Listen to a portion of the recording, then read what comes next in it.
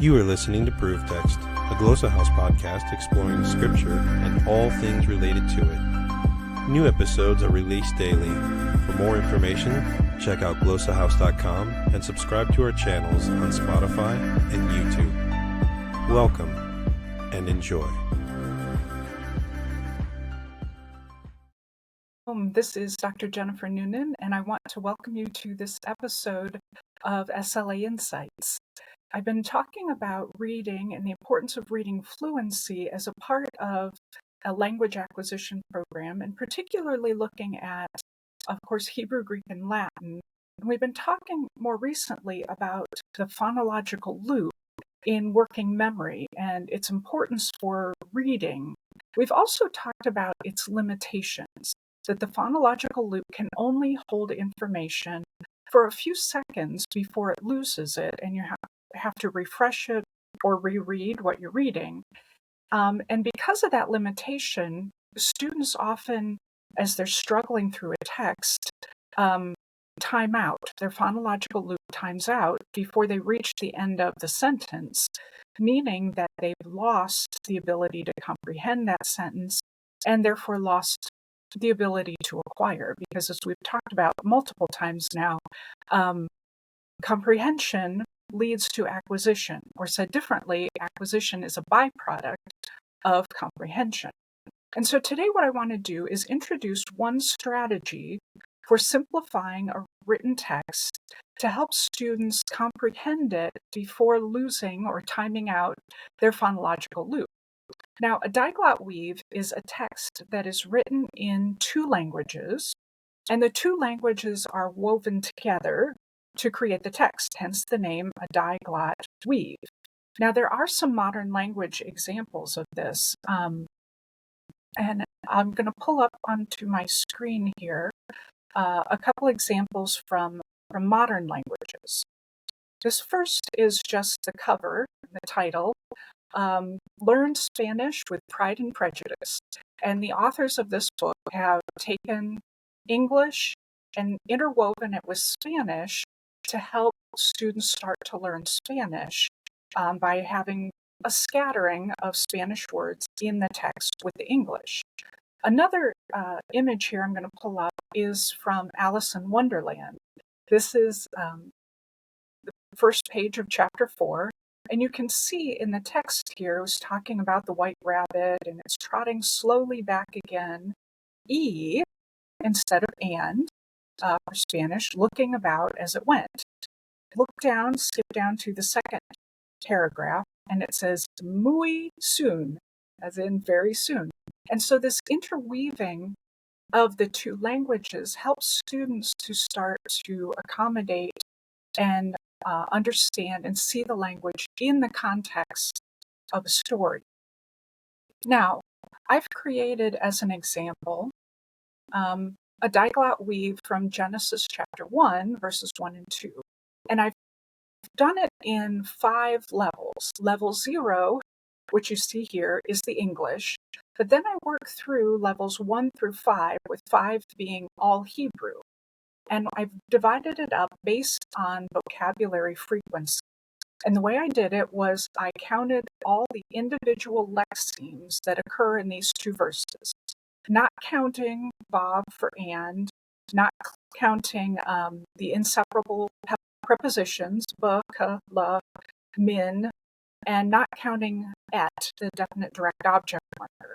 Those I'm just assuming that students know. But beyond that, I've counted the lexemes. There are 15. And for my 5 levels then, I've introduced 3 new words, again, based on vocabulary frequency, into the text. So if I pull up here, level 1 includes all vocabulary words that occur 2,550 times or more. And you can see it's still mostly English. But then we've got a few very common words like Elohim, like Haya, like the preposition al, and of course Vav and Et are also included. Level 2 then is all words that occur 500 times or more. And so you've noticed I've added a few more, Eretz, Panay, Mayim, those have been added now for readers who are at that level. Level 3, all the words that occur 75 times or more in the Hebrew Bible. And you can see we're now getting close to half and half, Hebrew and English. Level 4 then is all the words that occur 25 times or more. And as I said, level 5 is all Hebrew. So this way of creating the text will help students who are at those given levels. Many of the textbooks that we have for Hebrew, Greek, Latin will introduce the most frequent vocabulary first.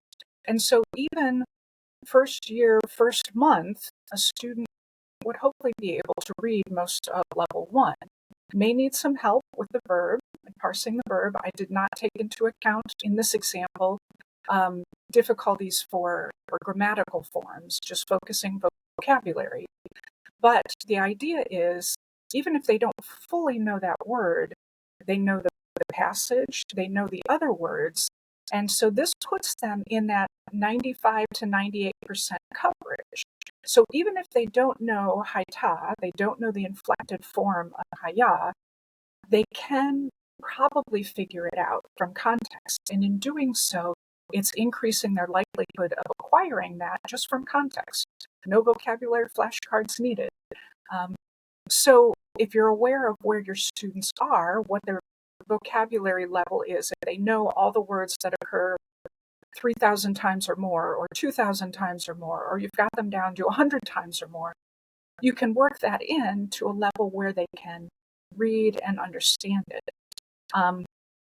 And with this layout, where I have 5 levels laid out for them, they can start reading at level 1 and go, yeah, I got that. I can comprehend that. Let's move on to level 2.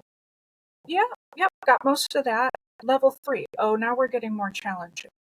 And you can help them read through at multiple levels till they get to the level where they're going, no, I don't understand. Comprehension has broken down. I don't understand the text anymore. And you can help them work down to that level, and that repeated exposure can be beneficial for their learning.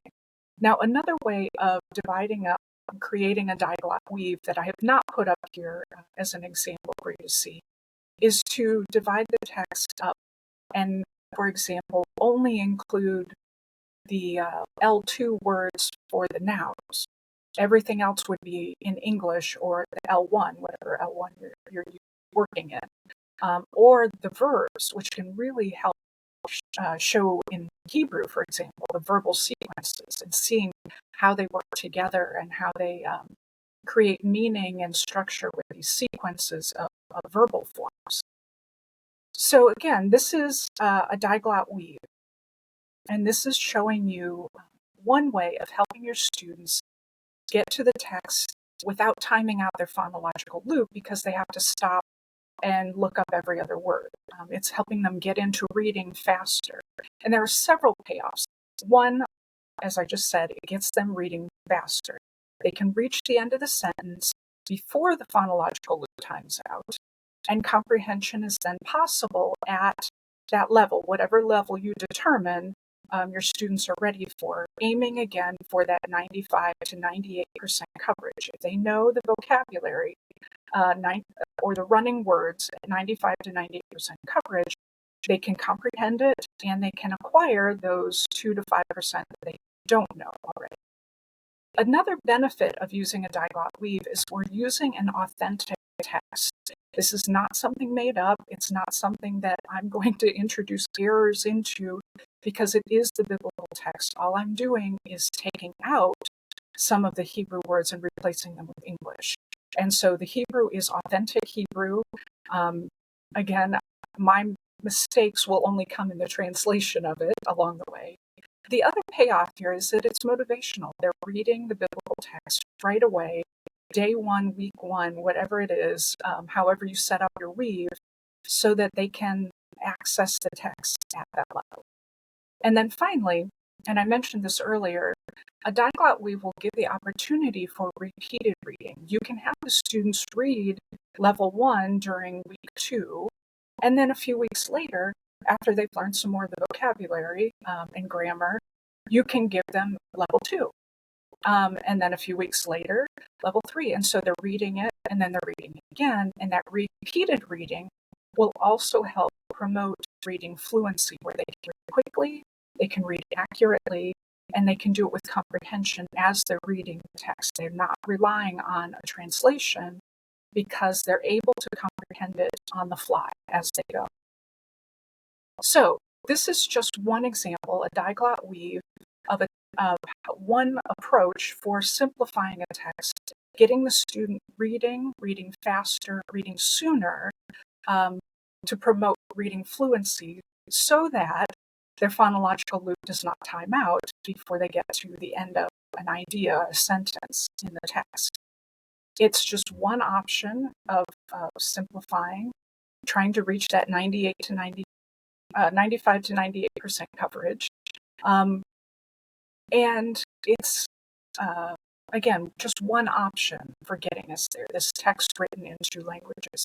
Next week, I'm going to introduce another practical way to simplify your text, to help them to read more quickly, more efficiently, and in doing so, to help them comprehend and to be more accurate, faster and more accurate in their reading. So I hope you can join me for the next tip next week. In the meantime, have a great week.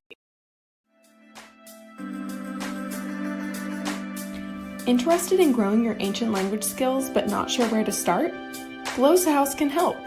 From illustrated readers and short stories to lexicons and grammars, Glossa House offers a variety of resources for beginning, intermediate, and experienced ancient language learners.